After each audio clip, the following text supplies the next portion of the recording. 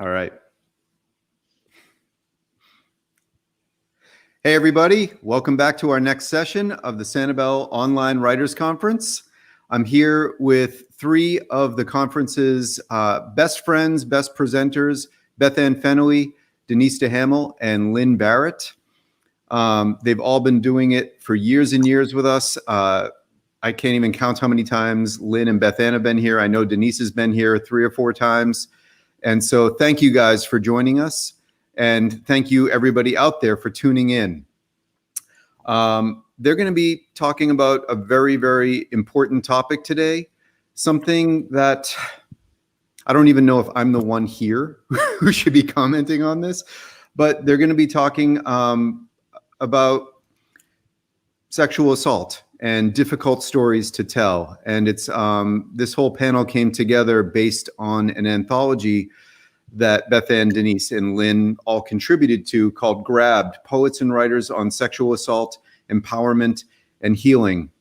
And so it feels like a very, very important and timely anthology and discussion to have. But of course, unfortunately, the tragedy that it addresses is age old and has been happening forever. But in recent years, it's come more and more into the public conversation. And things that were dismissed, ignored, ridiculed in the past are now being taken very seriously, as they should be. And so I'm really interested in hearing what you all have to say about this and why writing is one of the tools that we can use to address this. But before we get to that, I'm just going to quickly read your bios so everyone knows how wonderful you are in so many ways. So Lynn Barrett's story collection Magpies received the Florida Book Awards Gold Medal. Her recent fiction and essays have appeared in Orange Blossom Review, New Flash Fiction Review, the Hong Kong Review, Necessary Fiction, Mystery Tribune, River Teeth's Beautiful Things, the Southern Women's Review, as well as Grabbed, Poets and Writers on Sexual Assault, Empowerment, and Healing. She's the editor of Making Good Time, True Stories of How We Do and Don't Get Around South Florida, and wrote the Writer's Handbook, What Editors Want. She's received the Edgar Award for Best Mystery Story and teaches creative writing at Florida International University, where I was her student many years ago. Denise Duhamel's most recent book of poetry is Second Story. Her other titles include Scald, Blowout, Ka-Ching, 2 and 2, Queen for a Day, The Star-Spangled Banner, and Kinky. She's the recipient of fellowships from the Guggenheim Foundation and the National Endowment of the Arts. And Denise also teaches in the MFA program at Florida International University. And Beth Fennelly is the 2020 Academy of American Poets Laureate Fellow, was the Poet Laureate of Mississippi from 2016 to 21, and teaches in the MFA program at the University of Mississippi. She's won grants and awards from the NEA, the United States Artists, a Pushcart, and a Fulbright to Brazil. She's published 3 books of poetry, including Unmentionables, which I've used in my classes many times, and 3 books of prose, including Great with Child, and the novel that she co-wrote with her husband, The Tilted World. And my eyes are going out of focus here. Most recently, Heating and Cooling, 52 Micro Memoirs, which was a Goodreads favorite and an Atlanta Journal-Constitution Best Book. She lives with her husband, Tom Franklin, and their 3 children in Oxford, Mississippi. So thank you again for agreeing to do this, and thank you everyone for tuning in. Thank you, Tom. Thanks, Tom. Take care. I'm going to pick up here just to say a bit about the book and how it came about. Denise held up a copy. I have one too. We all have markers in them. And Grabbed was, from what I know, the first idea, in that it was at the point where in the run-up to the election in 2016, Trump essentially bragged about grabbing people. And that led to other kinds of movements. So I'm going to read a little tiny bit from the preface by Carrie Morrow, who's one of the 4 editors. The editors are Richard Blanco, Carrie Moreau, Nikki Mustaki, and Elisa Albo, who are all writers and all South Florida writers and old friends. And I can say what's not said here is that they just started talking to each other and building up the idea of an anthology from this initial impulse. And then it grew as they would invite or ask people to write something. More and more things came to make connections and so on. And so just to give a little sense of what the goal was, with this gender-inclusive anthology of poetry and prose, we, the editors, hope to address the physical and psychological act of being grabbed without permission, as well as the confusion, fury, and trauma such acts can cause. The Me Too movement, the infamous Access Hollywood tape, the Kavanaugh Supreme Court nomination confirmation, and the depraved and hypocritical actions of celebrities, politicians, CEOs, and other powerful people have raised the voices of individuals all over the nation in allegiance and outrage for their victims and against a culture that has allowed this behavior to continue for too long. And I'm just reading from the end of this introduction. Grabbed is for everyone who has ever felt alone in their experience of being grabbed, violated, overlooked, and silenced. This anthology is their voice. It is their war cry. It is their plea to be heard and seen. We want this volume to provide hope to those who have yet to harness the power of their own story. We want our readers to cry, laugh, to feel, to move closer to catharsis with every turned page. Years in the making, the stitching together of these important narrative chronicles not only archives this newsworthy moment in time, but also pays homage to the moment when our voices rose in unison to say firmly and finally, enough. I'm not sure it's finally because it goes on. And so Denise, we all have work in this, and so Denise is going to read some of hers and talk a bit, and we'll move around and we'll be taking questions too. Great. Thank you, Lynn. Thanks for contextualizing everything. Since this book was sort of born in the horror of the Trump comments, I'm going to start with what he said 3 days after the famous Access Hollywood tape. He said, "It's just words, folks. It's just words."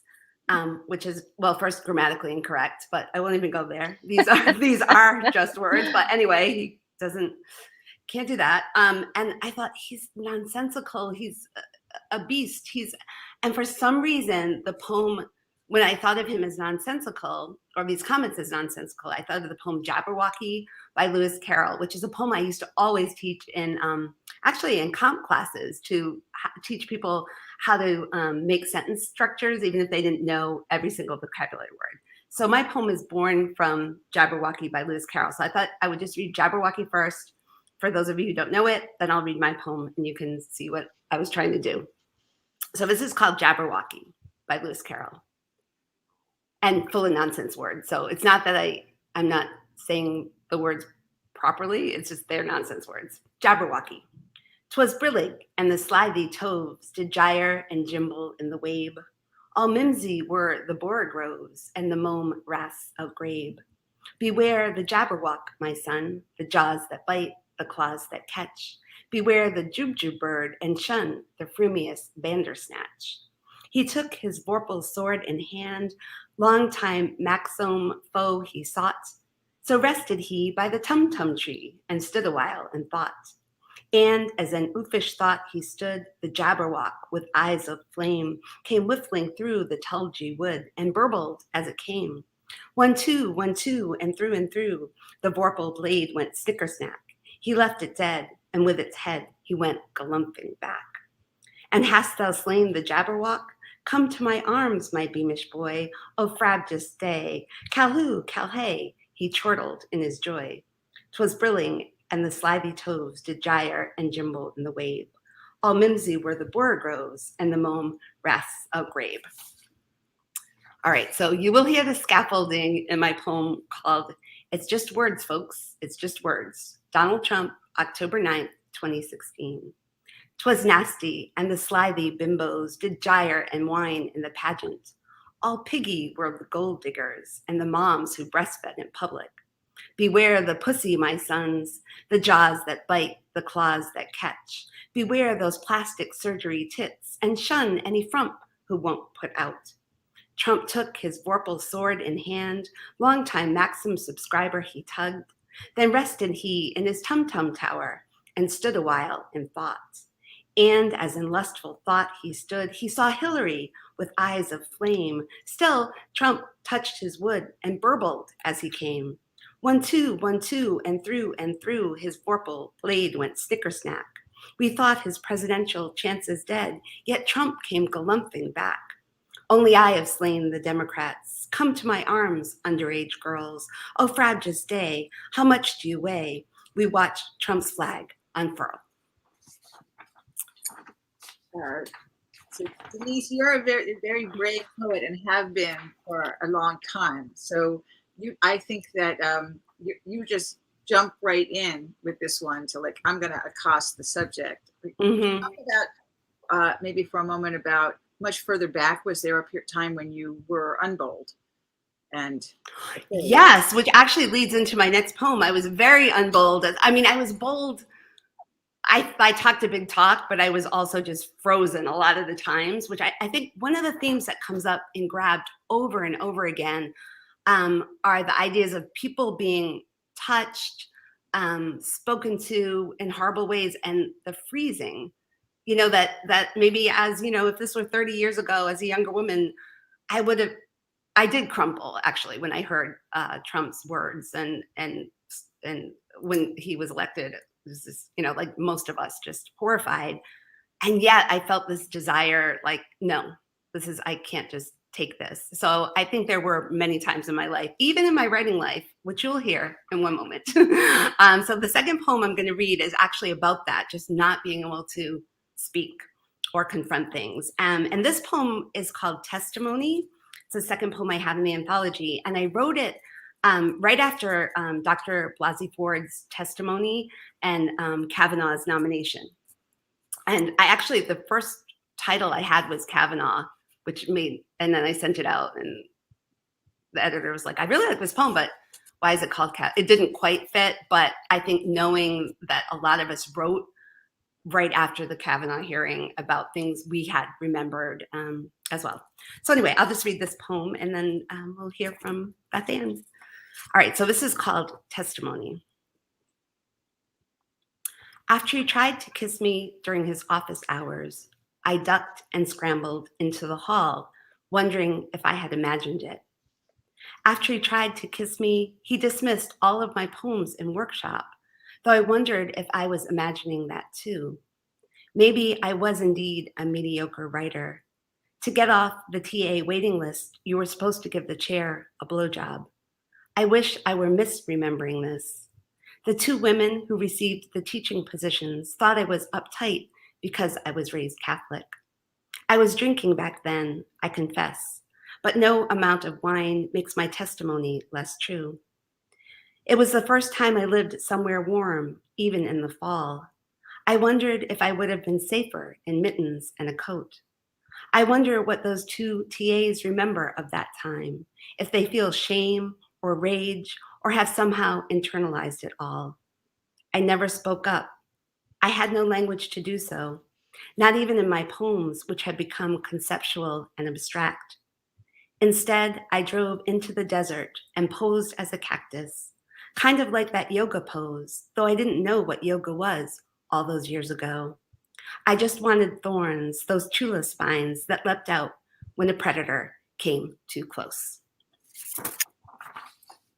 It's a great poem, and it does that apparently freezing is it's really that freezing is a natural response, like in us, but we blame ourselves for it. When even though it's a natural response, because rather than aggravate the situation when you're in danger, you're trying to wait your way out of it. So, I also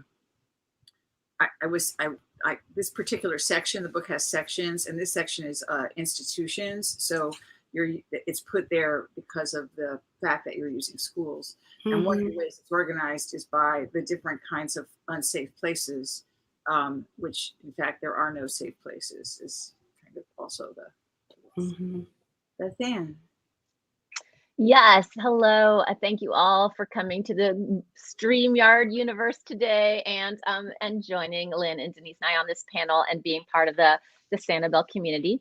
I'm going to read my piece from Grabbed, and I'll just mention how it came about. And after I read it, I'll talk a little bit about what I was trying to do. But I wrote it because I was thinking that I was lucky because I'd never been sexually assaulted, because the way I had defined it kind of prematurely and inaccurately, because I thought these certain bad things hadn't happened to me. All that had happened to me was a man had exposed himself to me 3 different times. But because that wasn't being touched, it wasn't being grabbed, like it was the first time I was in high school, I didn't quite know how to think about what it was. And I always thought 3 times, that's a lot. Did I invite this behavior somehow? I don't know. So once in high school, once in college, and once in graduate school, years went by, and I thought everything was fine. And then I realized my daughter was about to enter college, and 1/4 of female undergraduates are sexually assaulted in college. And thinking about her going to college, I thought, what can I teach her to keep her safe? What can I tell her? What advice can I give? And then I thought, these things that happened to me happened because my eyes were opened. Like, violence was done because I was looking and someone put something in my field of vision that they shouldn't have. And so I wrote this with her in mind. It's called Daughter, They'll Use Even Your Gaze to Wound You. Part 1, Chicago, Illinois. My high school teacher loved that I loved libraries. So she promised she'd bring me to her alma maters. One Saturday, we took the train in, and she donned white gloves to turn manuscript pages while I roamed the stacks, inhaling that dear, dusty library funk. Wait, did I hear footsteps? When I was sure I'd been mistaken, I pulled out a heavy tome. There, thrusting through, a tube of flesh. Years later, a librarian would tell me a paraphilic activity is quite common in her place of work. Just in case you're wondering if I was special. 2, South Bend, Indiana. My college roomies and I were 3 beers in, walking from campus to Bridget's, a bar so seedy that, after graduation, it'd be condemned. A Tercel pulled over, and the interior light flicked on to halo a man consulting a map. Good Catholics, we inquired if he needed directions. Can I show you where I am on my map? So we stepped closer and discovered where he was on his map. Through the center, Dickley. I'm guessing it was Denise who began laughing, or maybe Beth, but in seconds we were all hooting. We could barely stumble away, shrieking and pounding one another. He screeched through the intersection, the light still red. 3, Fayetteville, Arkansas. From dawn till noon, I reviewed Wordsworth, cramming for my comp exam. And now, as I ran through the park, sonnets metered out my pounding feet. A bicycle came from behind, a man swiveling to see my face. At the top of the hill, he stopped, turned, and coasted back toward me. I could see his fist gripping something low on his belly. What zinged through my head? A bouquet. But it was no bouquet. I didn't even slow as he passed, just averted my eyes. I'd run 9 miles that day with 1 to go. I guess I'd learned by then what women know. So fascinating. Thanks. After I thought about those 3 different occasions, there seemed something structurally interesting, that it was high school, college, and graduate school, and that there were 3 different tones, like different locations, but different tones, because the first time it was really confusing and in this like sacred space and really upsetting. And the second time, because I was with my girlfriends, it seemed funny. We were drunk and we humiliated him almost. And the third time, actually, it seemed the saddest because I didn't even stop running because, it was just, it had happened again, And so I was thinking about this like 3-part structure, and it actually reminded me of a Shakespearean sonnet, the kind where you have the first quatrain, that time of year thou mayest and me behold. So you introduce when yellow leaves are none or few do hang. So I'm like autumn. And then the second quatrain is I'm like the dying of the day. I'm like sunset. And the third is like I'm like the dying of the fire. And then it ends with this concluding couplet that snaps it down. So, in the page, you can see that there's actually the 3 different prose paragraphs. And then, I ends with the couplet that rhymes. I wouldn't expect anybody who read the poem to know it's like a deconstructed sonnet. I don't think you have to know that. In fact, no one knows it but me and now our viewers today.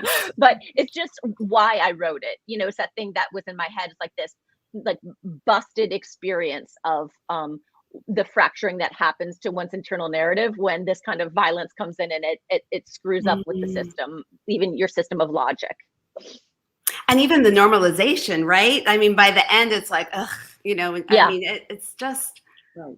I mean, what women learn to put up with, it's fabulous. It's so There's good. a private kind of space you had to have someone get you into, but there was still someone there. And then there's more public spaces. And one of the things that I really noticed is I noticed it in the anthology about how we do and don't get around in South Florida, is that women's movement is just much more constricted. And part of the way it's constricted is by the idea that it's our fault if there's any risk. And so there's risk in women's and children's movements. And that the result is that you have a kind of containment and shrinking of your world because someone will tell you you're just stupid. When you're running, there's like this whole realm where I've seen that it's better to run. People want to run when it's early in the morning or in the evening because it's cooler. We're here, but basically you have to be where there's enough other people around to protect you, so you sort of don't have the same rights of movement, and they are being policed by a giant army of people that don't know they're in an army together necessarily, but they're doing. There's a question here from Kimberly Sanders saying, as writers, what is our responsibility toward the people we include in our writing, especially if it is unfavorable? And my piece really answered that, so I thought I would jump in here. So mine is in the last section called Home. I did ask one of the editors at one point, what did you get the most of? And the most was home. And I will say that I wrote a much longer version of this for myself at one point. I didn't do anything with it because it was so long and it had all these consequences. But some of the consequences have to do with that question of responsibility. And in particular, this piece includes my mother. And I essentially couldn't tell the story because of the need to protect my mother. And I didn't publish it until after she was dead. But I can say, maybe right after I'll say who I did tell. But this is called First Kiss, and it's one of the last pieces in the book, and it's prose. First Kiss. At 15, I was a popular babysitter, good with kids and bookish, not the type to sneak a boyfriend in. On this spring night when the parents got home, past 10, a little late, I was ready to go, children asleep, homework in my book bag. Mrs. M, not her real initial, rustled past me to get money from the bedroom. Mr. M, by the door, jingled keys. I'd walked here, but dads were expected to drive younger babysitters home after dark, despite everyone knowing everyone in our safe neighborhood. I could tell they'd been drinking. My father drank beer, sometimes shots of rye. My mother turned pink after one cocktail. Mr. M gave an impression of money and solidity, broad jaw, bulky shoulders. Dad called him a stuffed shirt. My mother admired Mrs. M's style. She'd often mention when they'd had coffee or volunteered together. I slipped the cash into my jeans as the front door clicked shut behind us. I was wearing a short-sleeved top, I remember, the night warm. Mr. M's car was parked on the street, aimed toward my house. He held the passenger door open for me. Carl still had wide sofa front seats then. I fastened my seatbelt. Through the open windows, I smelled lilacs. He walked around, got in, and started the car. I expected him to put on headlights to shift, but he leaned over, braced one hand by my right shoulder, and kissed me wetly on the mouth. I stayed still, lips pressed closed, holding my breath till he pulled back, put on the headlights, and drove. I kept my mouth shut. What was wrong with him to do that right outside their house? Was he very drunk? Some fathers tried to chat, but none touched me. I felt sad for his children, his wife, but mostly I wondered how I'd tell my mother. She has such belief in other people's normalcy. She wouldn't want my dad to know. My dad would kill him. Absolutely true, by the way. But wouldn't she feel she had to tell Mrs. M? And if not, still she'd carry the knowledge. Either way, I would destroy the friendship. I thought of ways to avoid working there anymore. And soon I'd be 16, old enough to walk home alone. By the time I could see the lit lamp by our front steps, I'd accepted the burden of silence. And so I would say that my mother's friendship went on with Mrs. M. I didn't tell. I did get out of babysitting there rather quickly. I was adept at that. And the friendship went on. And there was this certain point much later when I was leading my life and I had gone my way. I mean, to some degree, you also kind of, when you see that normalcy isn't all it was supposed to be, you also get some freedom to say, okay, why should I put up with this promise? So I was doing things. And my mother would go walking with Mrs. M. And she would not say things herself, but she would say, Mrs. M thinks that you ought to settle down. Or Mrs. M thinks that it's not right that you did this or that. And so clearly they were, talking. And I'm like, her? Like, of all the people, her? And so, and I went on to the point of having, a baby and a husband, and my mother was still telling me that she thinks that you should quit your job because, you should be a good mother. And I'm like, Mrs. M? Like, this, right? So, and Mr. M wasn't really mentioned, but he still existed too. And the kids had grown up.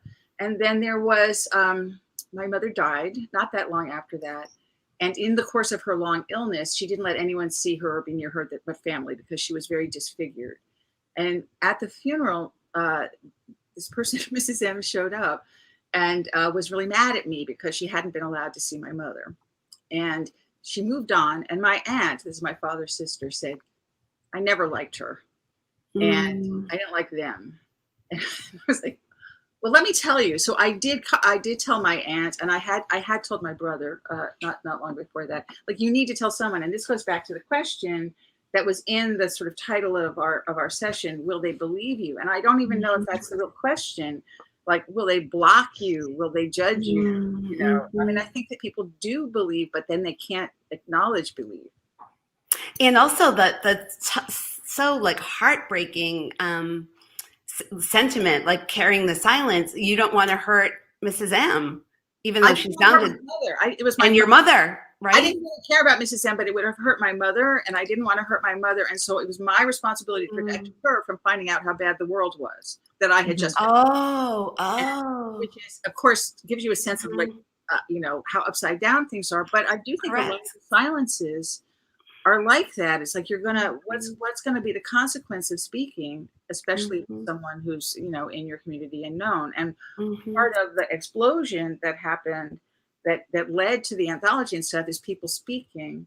I will, in a completely different genre, Ronan Farrow's book Catch and Kill is a tremendous thriller, really, and it's not so much about what was the initial actions of people who were violating, but also that it turns out the entire organization was complicit of the news company because they couldn't afford to have it known, and so you just end up with the kind of collaboration that people are doing from their own fears.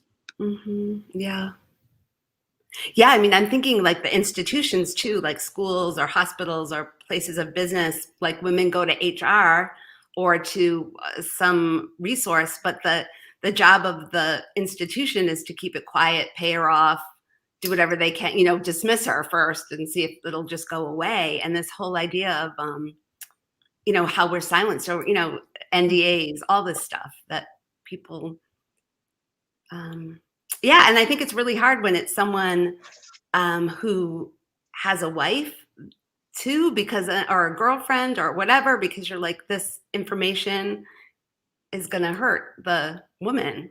And yet she should know, but like, who wants to be the one to tell her? Right. So, so one of the things that always happened was that shutting up. But once people started talking, there's a question here, through the literary arts, can that make a change? I believe in storytelling as something that leads on. And I did look back and find that in one of my very first published stories, which is in my first book, but was in a magazine first, it begins with a young woman who's counting inventory in a kind of crappy department store, and she's up on a grid, and men are looking up. So I was writing that those things happened. I just wasn't writing them as myself, as nonfiction. But basically, I did want to tell the story. And I will say that I read that story at a reading in New Jersey that my mother attended.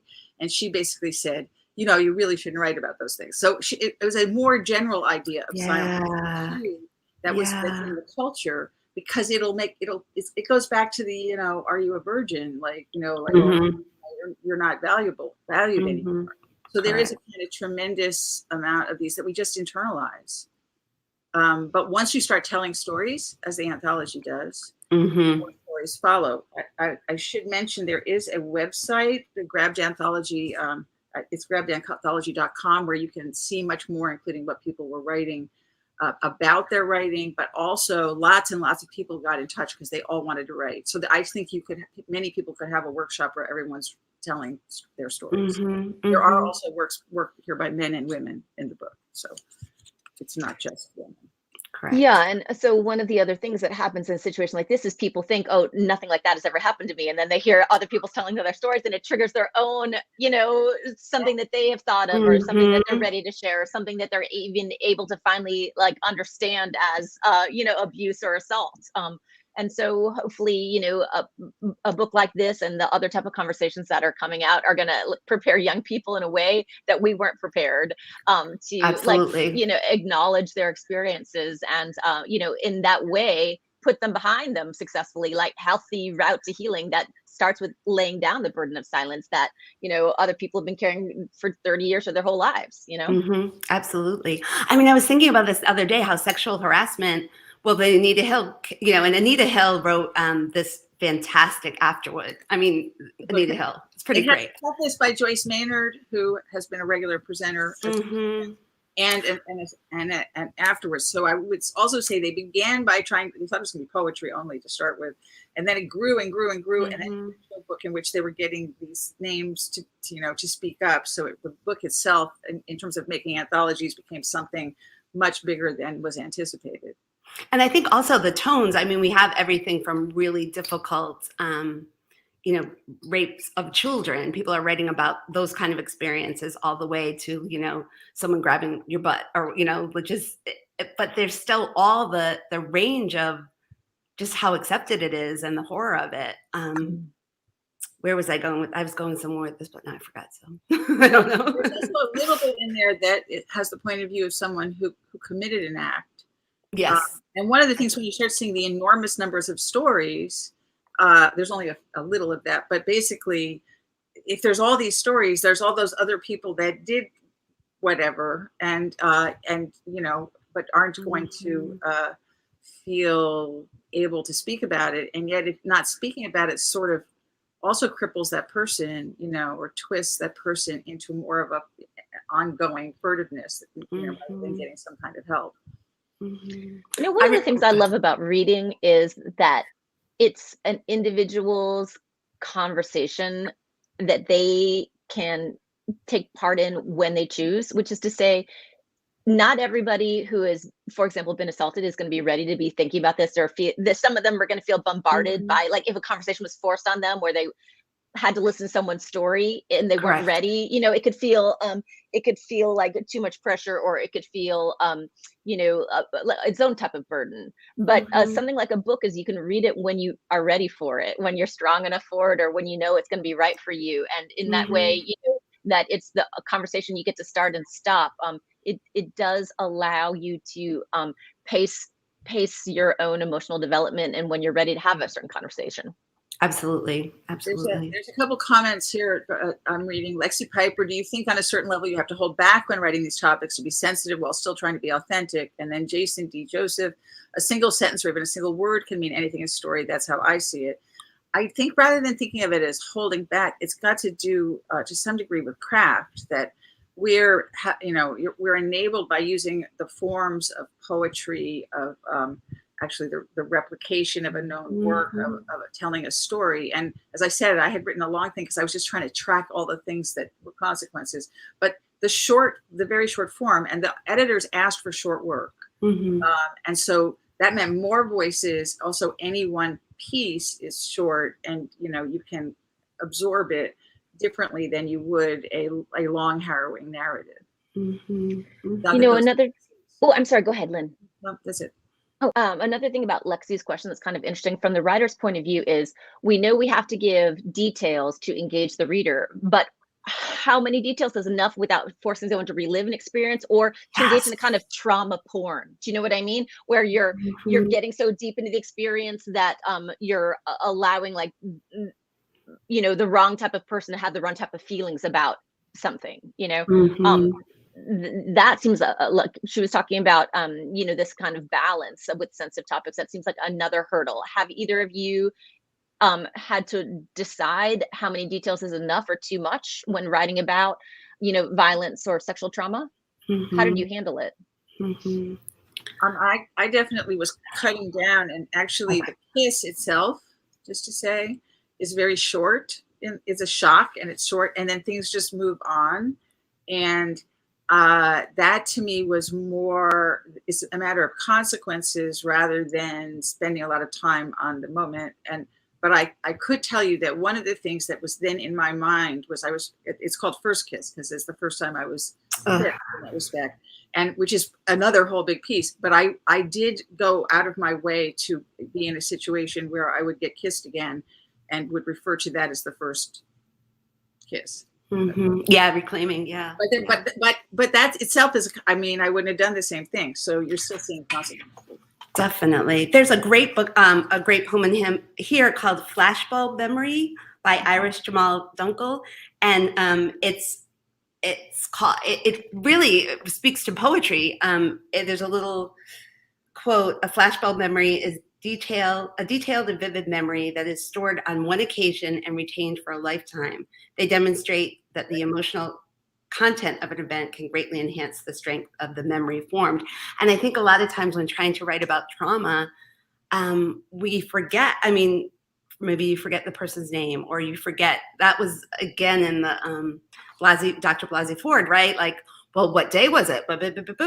And you remember like the shoes or the smell or, the overhead light bulb, whatever it is. And I think that the horror of that really, he remembered where the literature, that you don't have to be like on December 8th, whatever. He remembered where the room was in relation to the staircase to upstairs. Like that was really persuasive to me, because that would be, but you're not going to remember everything. And that is courts to tear down witnesses. Right. So there's, and yet what I love about this book so much is the idea that we can't be interrupted. Well, I guess someone could like say, I'm not going to finish this poem and like put it down, not going to finish this story. But this idea that we can, say our truths, right? And not be grilled, and almost all of these stories and poems have some sort of little voice grilling. We grill ourselves anyway, but we're here to say it happened, no matter, and I think that's the real power of the book and the power of the Me Too movement as well. And it does enable others to write. So I could see using this as a textbook or a group workbook where people who have a group and are writing can look at those and then say, okay, how about if I take a poem that already has a form and I use that to tell the story as a way of kind of getting some distance to. Correct. Yeah. Right. Because it is, even as difficult as all these stories are, all these narratives are, they are telling a story, they're artful and they're not, someone on a stand. And I think that's the real power of the book too. Margaret's asking if we're ready for Q&A, which I've been. Oh, sure. But we definitely are, Margaret. Oh, this is a great question. How did you gain your courage/boldness? I love this question because I remember, I think I gained courage/boldness because I never thought anyone would read anything I wrote. There was a time, you know what I mean? When you're first starting out, you're like, oh, I can't say it. I can't say it. I can't say it. Then you say it. And then it doesn't get published. So you just keep on saying it. And then by the time you're ready to be published or the world's ready for you, I think you've built it up. I think, that it's not, writing poetry or even nonfiction to a certain extent, it's a smaller audience, so no one is probably going to take you to task, or if they do, so what? Because you have all your posse of other writers around you. Is there another question?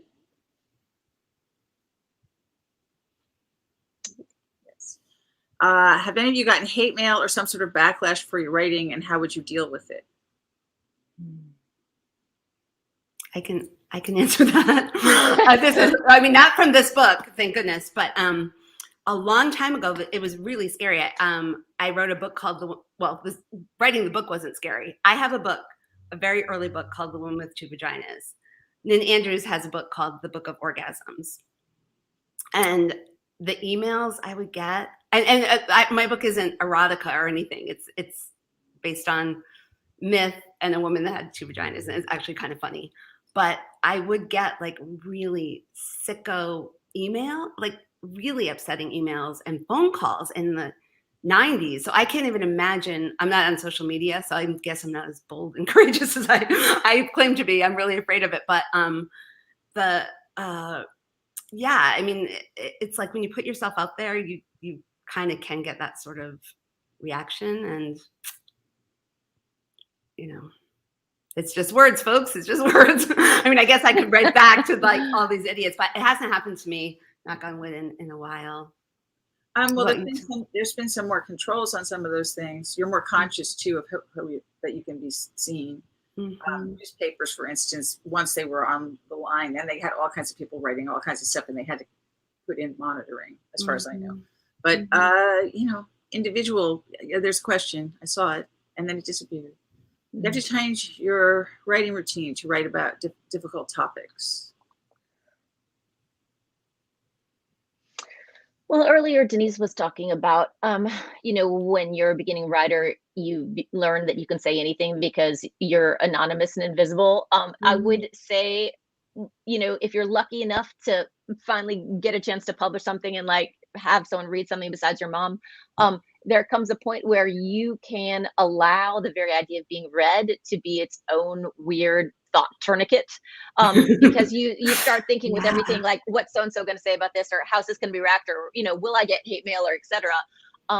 So I think the idea of writing a ritual that allows you to not get into the judgy outsider voice and allows you to just like nurture your own silence, whatever that is. So it's not, writing about trauma for me is not different than writing. It just depends even more on the idea of, you know, finding the silence and protecting your space and allowing yourself to try to be as free as possible without worrying about what anyone's going to think or say. Just, you know, write, drunk, revise, sober, that old idea where, you know, you're just allowing yourself to express and try to be the most me you can, whatever that is, without yet worrying how other people are going to react to the you that is going to put yourself out there and then eventually be judged and perhaps hated.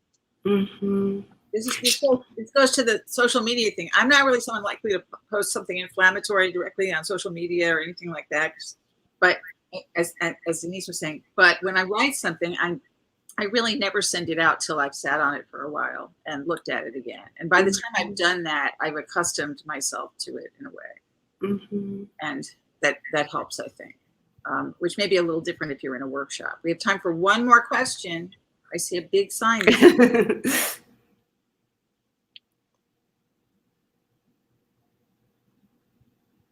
How do you get past emotional reliving while writing? I always sit down to write, but then the memories flood my thought process and I just step away again. Mm-hmm. Mm-hmm.